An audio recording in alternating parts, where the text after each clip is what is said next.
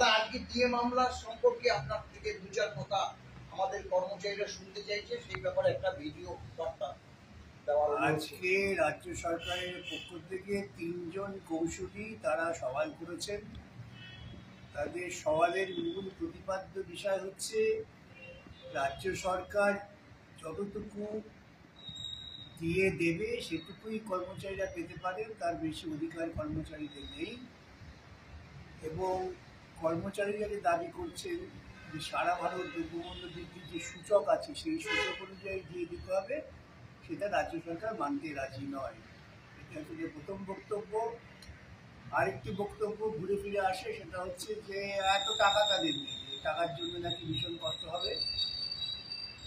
আর 3 নম্বর হচ্ছে তারা চেষ্টা করেছিলেন যে এই মামলাটা যদি সুপ্রিম কোর্ট রায় দেয় তবে একটা সর্বভারতীয় প্রতিক্রিয়া হবে, অতএব বিভিন্ন রাজ্যকে নোটিশ করে শোনা হয়। উদ্দেশ্য ছিল মামলাটাকে পিছিয়ে দেওয়া। এটুকুই আজকের প্রতিপাদিত বিষয়।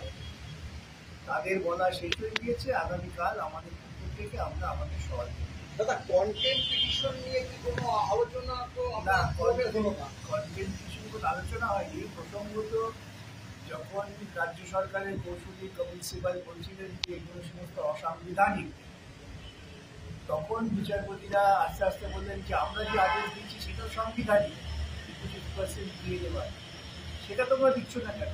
সরকারি কর্মচারী কর্মচারী তাদের পাওনা টাকা দিচ্ছ না কেন? এই প্রসঙ্গটা তখন উঠে আসে। কালকে আবার সরকারের বক্তব্য শুনবে না তো? এখনো পর্যন্ত যতটুকু বুঝেছি কালকে আমাদেরই শোনার জন্য দিন ধার্য আছে। ওদের যা বলা হয়ে গেছে, এখন আমরা আমাদের কথা বলবো। ঠিক আছে, অনেক ধন্যবাদ।